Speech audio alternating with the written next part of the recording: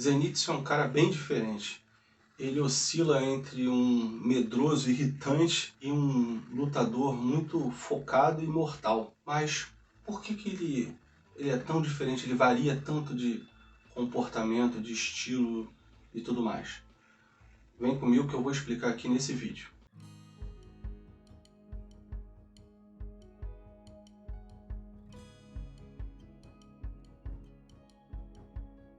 E aí pessoal, tudo tranquilo? Meu nome é Pablo Vital e esse é o canal Network Nerd.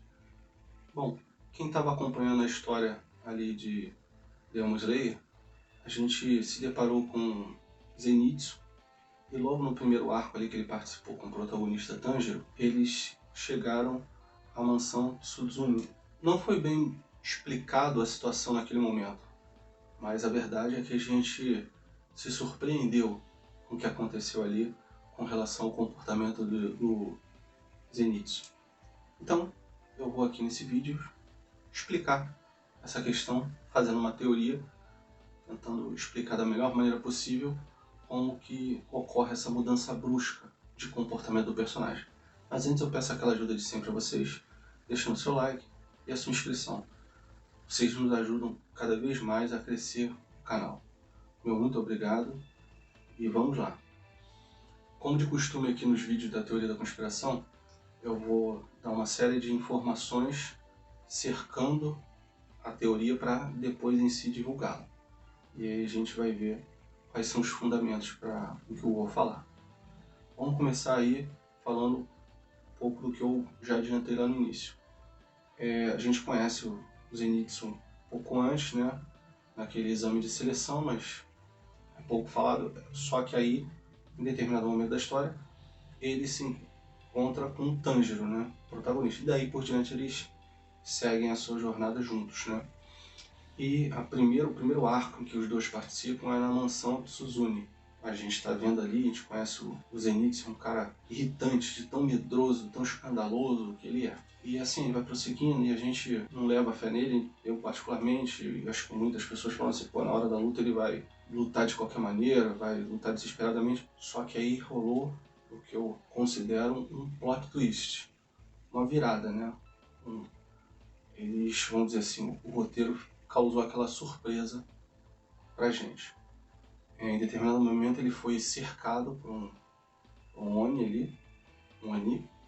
Ele estava protegendo um menino, ficou mais escandaloso do que o normal, mas daqui a pouco ele meio que desmaiou. Só que em seguida ele se levanta com os olhos ainda fechados, um comportamento completamente diferente, completamente sério para vencer aquela luta e num golpe só, uma cena muito legal, ele derrota aquele Oni dali. E a gente então vê essa mudança brusca. Primeira vez que a gente vê essa mudança brusca do Zenitsu enquanto personagem.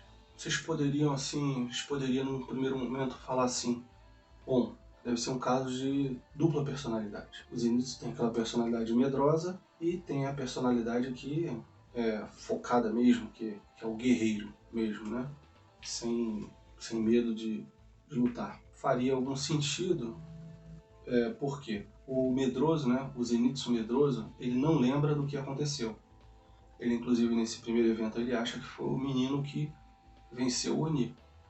Ele não lembra o que faz quando luta, efetivamente. Ele deixa de ter aquela postura medrosa para efetivamente lutar. Ao passo que vamos dizer assim, o Zenitsu corajoso, ele lembra muito bem do que estava acontecendo até ali. Ele tem consciência. Então, poderia ser o caso da dupla personalidade e a personalidade corajosa ser a dominante, de maneira que ele sabe, ele tem conhecimento do Zenitsu covarde e ele tem conhecimento de tudo. Só que ele fica nos bastidores. Já o Zenitsu covarde não tem ideia de que o corajoso existe.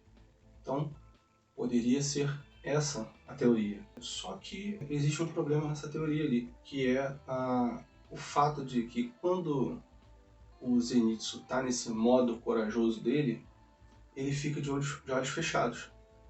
Ou seja, parece que ele fecha os olhos para que o Zenitsu covarde saia de cena e entre em cena o corajoso.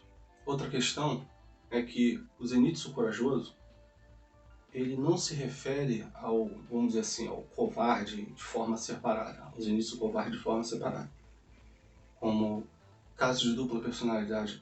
Nós, quando se refere aos dois, ou então eu fiz isso, aí uma coisa pontual que ele fez. Não, pelo contrário. Quando, por exemplo, lembra do passado, ele, eu lembro que eu tentei fugir do meu mestre, eu não me dedicava muito aos treinos, ele começa a lembrar, e quando ele faz, essas memórias vêm até ele, ele é o Zenitsu covarde nas lembranças, mas quem está pensando aquilo ali é o Zenitsu corajoso. Então ele se posiciona como os dois seriam o mesmo. E ele não, como eu disse, ele não fala assim como se fossem duas pessoas diferentes. Fala como se fosse uma pessoa só.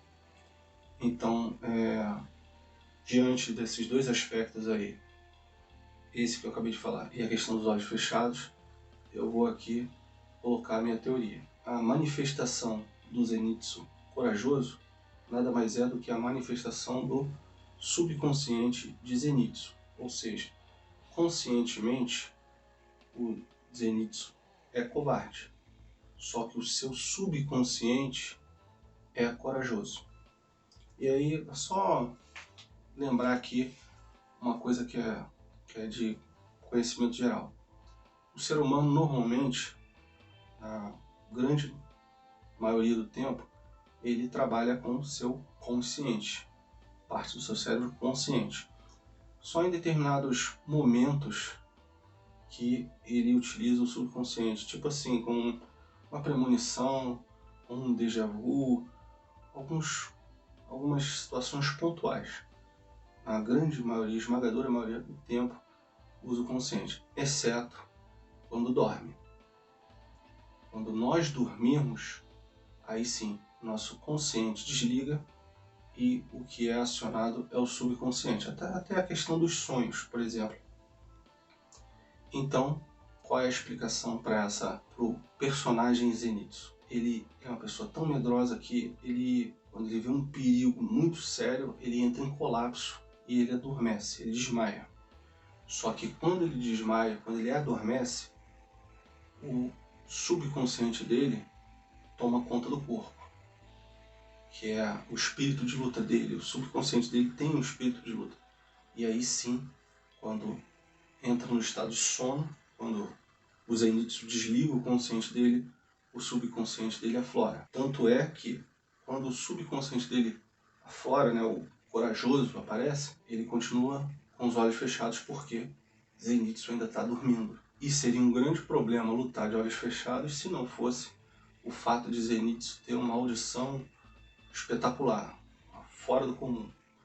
Então, quando Zenitsu luta, efetivamente, ele luta usando o seu subconsciente, ele está dormindo e não enxerga, ele usa o seu sentido auditivo. E aí, pessoal, o que vocês acharam dessa teoria aqui? A história até explicou mais ou menos isso que eu falei, mas não com essa riqueza de detalhes aí. Eles deixaram algumas pontas soltas, mas acredito que essa teoria ela é bem próxima ao que o autor está planejando aí para o Zenitsu. E que eu acho que até no futuro ele vai efetivamente lutar sem recorrer ao subconsciente, vai de maneira consciente, vai realizar suas lutas, né? Ele é capaz disso, ele vai se dar conta de que é capaz. Então, eu peço que vocês deixem seus comentários aí, participem do nosso canal e, é claro, nos ajude a crescer cada vez mais, deixando seu like e a sua inscrição. Eu já agradeço de antemão, meu muito obrigado e até a próxima.